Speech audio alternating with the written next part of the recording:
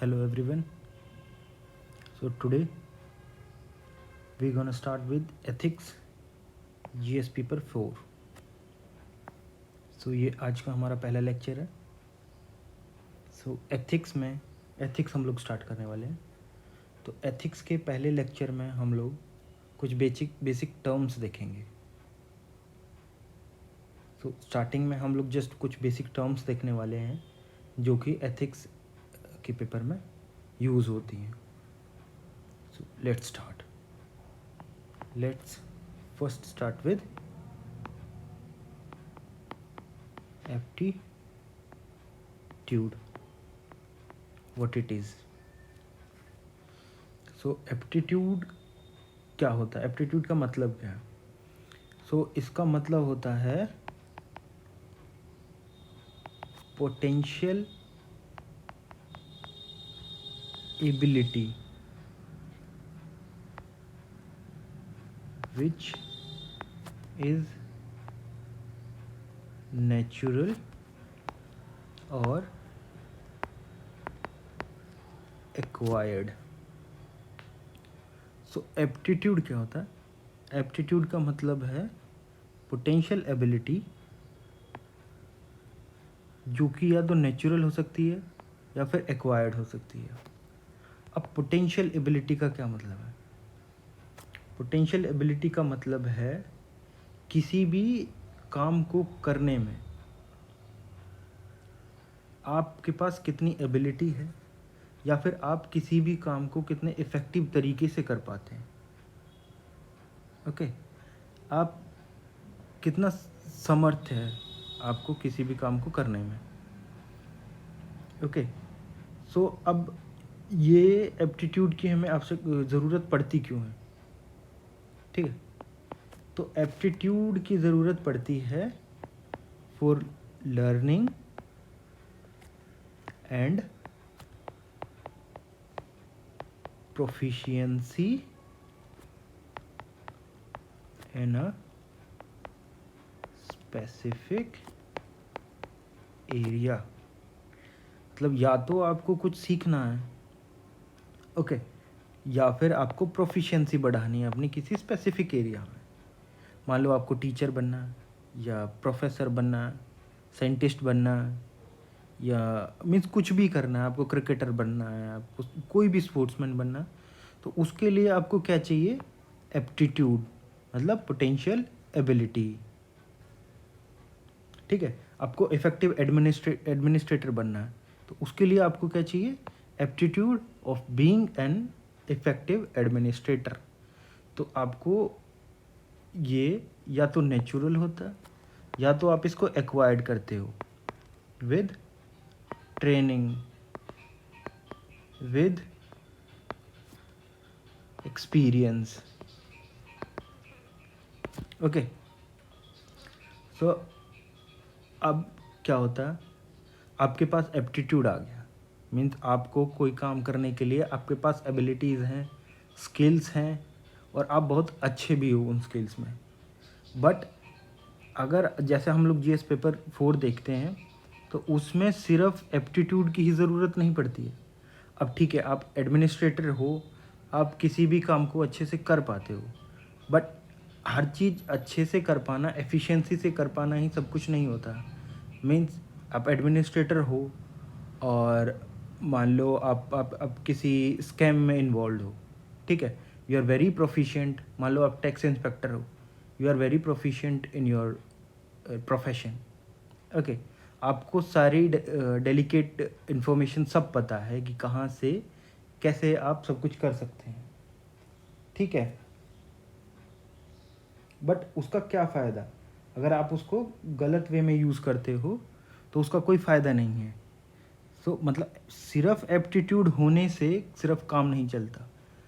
तो एक एडमिनिस्ट्रेटर होने के लिए आपको एप्टीट्यूड के साथ साथ एथिक्स की भी ज़रूरत पड़ती है. Okay, ethics. अब ये एथिक्स क्या काम करेंगे?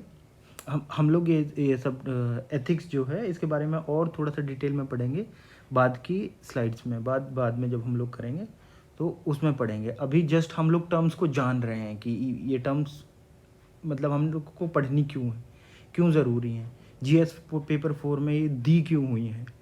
अगर आप एक सिविल सर्वेंट बनने वाले हो तो उसके लिए आपको इन सब की रिक्वायरमेंट्स है क्यों, सिलेबस में क्यों दी हुई है। तो अभी हम लोग सिर्फ ये पढ़ने वाले हैं, ओके। बाद में सारी डिटेल्स में पढ़ेंगे एथिक्स। तो एप्टीट्यूड आपने एक्वायर कर लिया। अब एप्टीट्यूड एक्वायर करने के बाद आप में ये एबिलिटी होनी चाहिए कि आप डिफरेंशिएट कर पाएँ between right and wrong. Like अभी थोड़ी देर पहले मैंने एग्जांपल दिया एक टैक्स इंस्पेक्टर का या टैक्स कमिश्नर का, ओके। आपको सारी इन्फॉर्मेशन है कि कैसे आप टैक्स बचा सकते हो या फिर कैसे आप उसमें और स्कैम कर सकते हो, ठीक है, या फिर स्कैम से कैसे बच सकते हो। तो अगर आपके पास एथिक्स नहीं है तो आप एप्टीट्यूड को किसी भी डायरेक्शन में यूज़ कर सकते हो, ठीक है। तो एक एडमिनिस्ट्रेटर के लिए एप्टीट्यूड के साथ साथ एथिक्स की भी बहुत ज़रूरत होती है, जहाँ पे उसके पास एबिलिटी है कि वो डिफरेंशिएट कर पाए कि क्या गलत है क्या सही है। अगर वो टैक्स कमिश्नर है तो उसको पता होना चाहिए कि टैक्स स्कैम करना मेरे लिए अच्छा है या नहीं है, ओके। तो ये और क्या करता है, it allows to follow the path of righteousness,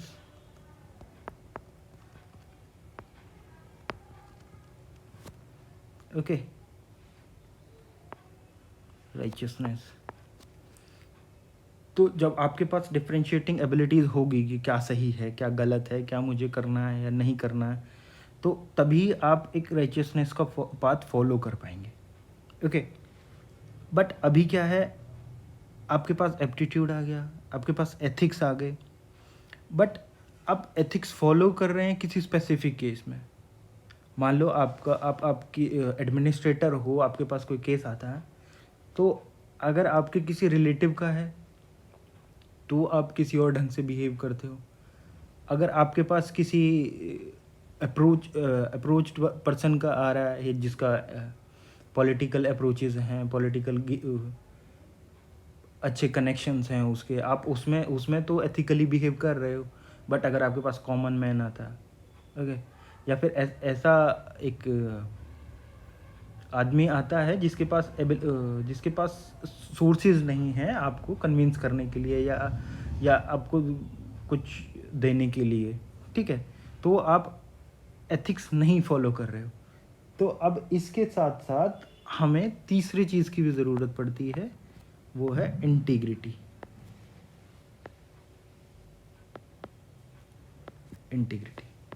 okay. तो अब इंटीग्रिटी की ज़रूरत क्या है कि एप्टीट्यूड और एथिक्स जब आप फॉलो करते हो, ठीक है, irrespective of time and space, ठीक है, मतलब आप एथिकल हो हर सिचुएशन में हो, चाहे वो कैसी भी है, ठीक है। आप जो फॉलो कर पाते हो, जो राइचियसनेस का जो पाथ है, आप वो कॉन्स्टेंटली फॉलो कर पाते हो across the time and space, across the time and space. आप डिफ्रेंशिएट नहीं करते हो कि किसके लिए कैसे बिहेवियर करना है या किसके लिए डिफरेंट करना है। जैसे एक एग्जांपल, एक कोट है ना, you show me the man, you show me the man, I will show you the rule. मतलब क्या है कि हर आदमी के लिए रूल्स आप अलग फॉलो करोगे, ठीक है।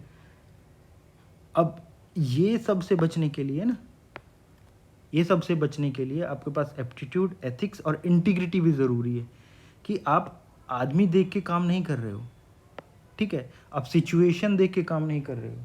अगर आप कुछ फॉलो कर रहे हो तो उसको across time and space follow कर रहे हो, ठीक है। तो अब इन तीनों टर्म्स को समझने के लिए हम लोग एक एग्जांपल लेते हैं। अगर आप लोगों ने न्यूटन फिल्म देखी होगी ना, तो आप अच्छे से रिलेट कर पाएंगे। राजकुमार राव की है, तो वो किस चीज़ पे बेस्ड है? तो elections in naxalite area, naxalite area. तो क्या होता है, उसको नक्सलाइट एरिया में इलेक्शंस के लिए भेजा जाता है। ओके, तो अगर आपने देखी होगी तो आप अच्छे से रिलेट कर पाएंगे। जब नक्सलाइट एरिया में वो जाता है तो एक आर्मी कैंप में रुकता है। ओके, अब आर्मी कैंप में रुकने पे क्या होता है, जब वो सुबह जिस दिन इलेक्शन होने वाले होते हैं तो उस दिन उनको उठाया जाता है, ठीक है। तो पंकज त्रिपाठी होते हैं वो आर्मी ऑफिशियल, तो सुबह उठाते हैं उनको और बोलते हैं कि यार ठीक है, आप नाश्ता वगैरह करो और आप यहीं पे रेस्ट करो, इलेक्शंस हम लोग करवा लेंगे, ठीक है। तो राजकुमार राव बोलता है कि I am the presiding officer, ठीक है, मैं डिसाइड करूँगा क्या होना है या क्या नहीं होना है, ठीक है। तो यहाँ से क्या पता चलता है कि उसके पास एप्टीट्यूड तो है, एप्टीट्यूड तो है, ही नोज कि क्या उसके पास पावर्स हैं, ठीक है, क्या उसकी रिस्पॉन्सिबिलिटी है, ठीक है, और क्या उसको फॉलो करना है वो पता है, उसको अपनी पावर्स भी पता है, ठीक है। तो इसका मतलब है एप्टीट्यूड तो है उनके पास। अब एथिक्स, अब एथिक्स में क्या होता है ना, वहीं तभी वो बोलते हैं कि यार आप ऐसा करो, आप नाश्ता करो और जो मेरे आदमी हैं यहाँ पे, मतलब मेरे जो आर्मी ऑफिशियल्स हैं, यही लोग वोटिंग कर देंगे, ठीक है। आपको बाहर जाने की ज़रूरत नहीं है, 70 लोगों की लिस्ट है, 70 लोग मेरे यहाँ पे हो जाएंगे और ये वोटिंग कर देंगे, आपको डेंजर लेने की ज़रूरत नहीं है, ठीक है। तब राजकुमार राव जी बोलते हैं कि नहीं, मेरा काम है, मुझे अच्छे से करना है, ठीक है। इट इज़ नॉट एथिकल कि आप उनकी जगह पे वोट दे दो। सरकार ने मुझे अपॉइंट किया है उनके पास जाने के लिए, उनसे वोट मांगने के लिए, ठीक है। तो यहाँ पे वो एक एग्जाम्पल शो करते हैं एथिक्स का। वो बोलते हैं it is not ethical to conduct voting on their behalf. तो उसके बाद वो उनको राज़ी कर लेते हैं और फिर इलेक्शंस के लिए चल देते हैं।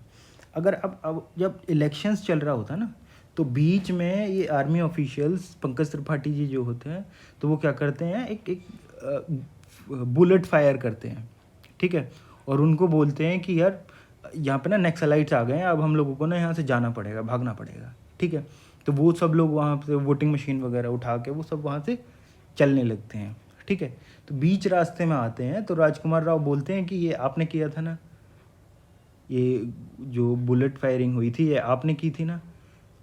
तो ये पता चलने के बाद वो क्या करते हैं राजकुमार राव, सिचुएशंस देखने के बावजूद भी कि अब सिचुएशन ख़राब हो गई है, अब आर्मी ऑफिशियल और उनके बीच में जो कंडीशन है वो ख़राब हो चुकी है, वो क्या करते हैं, उनके सामने गन लेके खड़े हो जाते हैं कि अब अगर आपने मेरे को रोका तो मैं गन चला दूंगा, ठीक है। आप उनकी कंडीशन देख रहे हो कि कंडीशन ऐसी है कि अभी वो एथिकल शायद ना रहें, बट फिर भी ऐसी कंडीशन होने के बावजूद भी वो एथिकली बिहेव करते हैं कि नहीं, मुझे वोटिंग करानी है और मैं वोटिंग कराने के लिए जा रहा हूँ, ठीक है।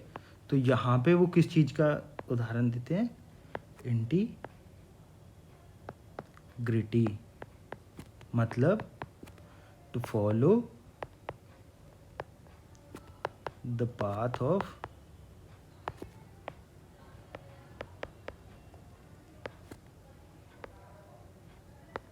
righteousness across time and space. ठीक है, ये एक एग्जांपल हो गया। एक और एग्जांपल ले लेते हैं। मान लो एक एक एग्जांपल लेते हैं। मान लो कोई रेपिस्ट है, ठीक है, अभी वो इंजर्ड हो गया है, पुलिस ने उसको पकड़ने के चक्कर में वो इंजर्ड हो गया है और अभी हॉस्पिटल में है। ठीक है, एक डॉक्टर के पास आता है, तो अभी डॉक्टर क्या सोचेगा कि ये तो रेपिस्ट है, ठीक है, मैं इसको ऐसा इंजेक्शन देता हूँ कि मैं इसको मार देता हूँ because he is not worthy enough to live. ठीक है, तो वो सोचेगा कि इसको मार देते हैं, बट ऐसा नहीं है। अब क्या है कि मॉरली अगर हम लोगों को देखें, मॉरली हम लोग देखें, ये टर्म्स हम लोग बाद में और डिफाइन करेंगे कि मॉरल क्या होता है, एथिक्स क्या होते हैं, ये और बाद में हम लोग डिफाइन करते हैं। तो अभी के लिए समझ लो कि मॉरली जो होता है, मॉरल्स वो हमारे पर्सनल व्यूज़ क्या होते हैं। ठीक है, पर्सनल लेवल पे जब हम किसी वैल्यू को देखते हैं तो वो मॉरल्स होते हैं। अगर किसी वैल्यू को हम लोग सोसाइटल लेवल पे देखते हैं तो वो एथिक्स होते हैं। ठीक है, तो अभी यहाँ पे देखते हैं कि अगर डॉक्टर अपने लेवल पे सोचे तो वो सोच सकता है कि यार रेपिस्ट को मार देते हैं। ठीक है, अब ये जीने के लायक है नहीं, इसने एक हीनियस क्राइम किया है तो इसको मार देते हैं। ठीक है, तो मॉरली तो ये सही है डॉक्टर, बट एथिकली अगर हम लोग देखेंगे तो एथिकली ही इज़ रॉन्ग, क्योंकि मेडिकल एथिक्स कुछ है ना, तो मेडिकल एथिक्स बोलेंगे कि आप मत मारो। तो अब यहाँ पे हम लोग ये एप्टीट्यूड, एथिक्स और इंटीग्रिटी का एग्जांपल देते थे, तो देखते हैं कि डॉक्टर के पास एप्टीट्यूड तो है, डॉक्टर के पास एप्टीट्यूड है कि वो उसको बचा लेगा। ठीक है, और एथिकल वैल्यूज़ भी कहती हैं। अब एथिकल वैल्यूज़ जो यहाँ पे मेडिकल एथिक्स है, हर फील्ड का ना अपना कुछ एथिकल वैल्यूज़ होती हैं। ठीक है, तो वो सब एथिकल वैल्यूज़ फॉलो करते हैं, like corporate ethics, medical ethics या लॉ एथिक्स, ये सब अपने अपने एथिक्स होते हैं उनके, तो वो सब फॉलो करते हैं। तो अगर आप मेडिकल एथिक्स देखते हैं डॉक्टर के, तो एथिक्स ये कहते हैं कि यार आप डॉक्टर हो, आपका ये फ़र्ज़ बनता है कि आपके पास कोई भी मरीज़ आता है तो आपको उसका ट्रीटमेंट करना है इर्रिस्पेक्टिव ऑफ कि वो कौन है। ठीक है, तो रेपिस्ट आया तो मेडिकल एथिक्स बोल रहे हैं कि उसको करो, एप्टीट्यूड है, मेडिकल एथिक्स बोलते हैं कि करो। अब यहाँ पे ये क्या शो करता है, इंटीग्रिटी, कि ठीक है मेडिकल एथिक्स बोल रहे हैं कि ट्रीटमेंट करो। ठीक है, मेरे पास एप्टीट्यूड भी है, मैं ठीक कर सकता हूँ, बट अभी यहाँ पे क्वेश्चन है इंटीग्रिटी, क्या वो करेगा या नहीं करेगा। मीन्स एप्टीट्यूड डॉक्टर का होना, मेडिकल एथिक्स का होना, वो और मरीजों को ठीक करता है और मरीजों का इलाज करता है। ठीक है, बट अगर यहाँ पे वो इस रेपिस्ट को भी ट्रीटमेंट देता है, ठीक है, और ट्रीटमेंट देने के बाद उसको पुलिस को हैंड ओवर कर देता है, so he is showing the value of integrity. अगर वो ऐसा नहीं करता है और उसको मार देता है तो एथिकल ना, तो एथिकल रहा, मॉरली चलो ठीक है, एप्टीट्यूड उसके पास है, बट यहाँ पे हम उसको बोलेंगे कि he is lack of integrity. ठीक है, जैसे एक और एग्जांपल से एक देखते हैं हम लोग।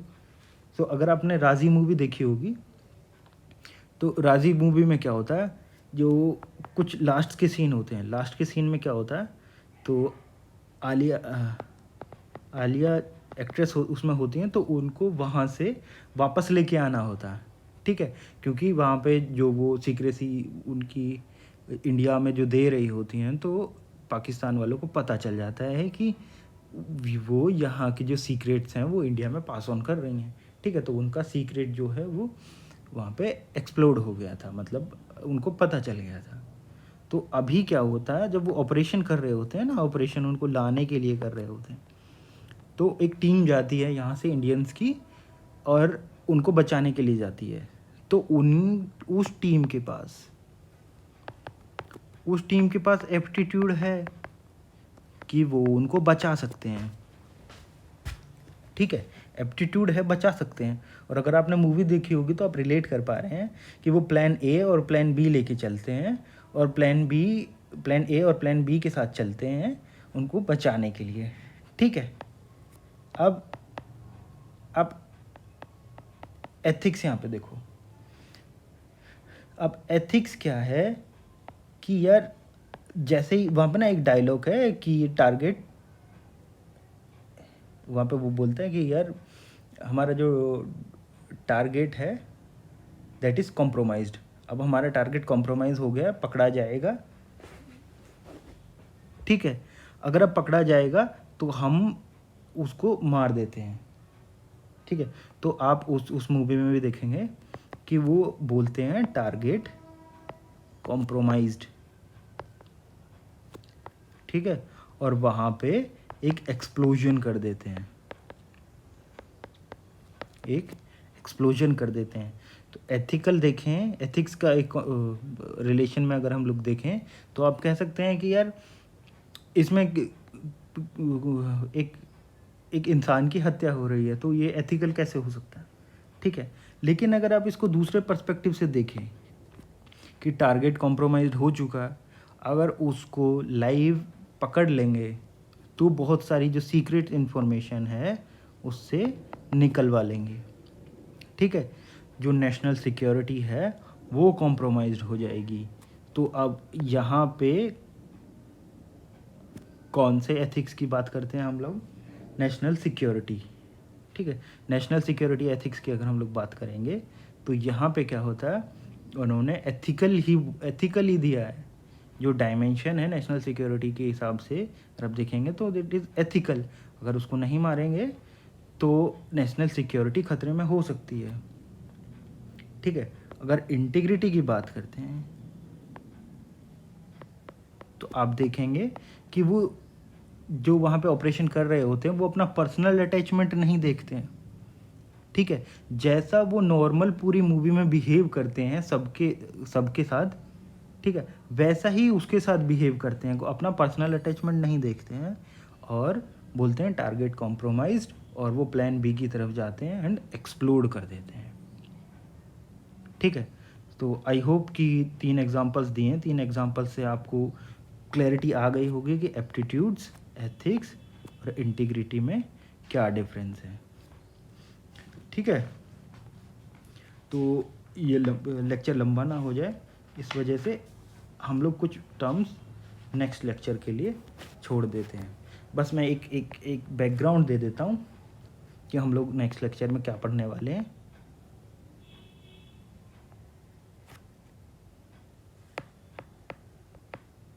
हम लोग कुछ और टर्म्स के बारे में पढ़ेंगे, जैसे बिलीव्स क्या होते हैं, वैल्यूज़ क्या होती हैं, मॉरल्स क्या होते हैं, ठीक है, एथिक्स क्या होते हैं, नॉर्म्स क्या होते हैं,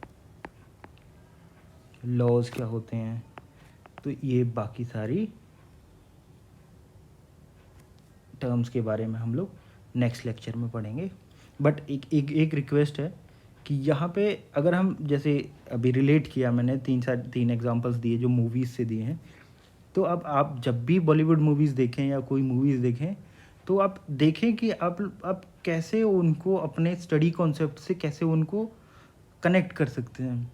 तो इससे क्या होगा कि आप इन्जॉयमेंट भी कर रहे हैं, एंटरटेनमेंट भी कर रहे हैं, और उसी के साथ साथ क्या हो रहा है ना, आप कनेक्ट कर पा रहे हैं। जब आप कनेक्ट करते हैं ना तो वो चीज़ें याद ज़्यादा रहती हैं, ठीक है।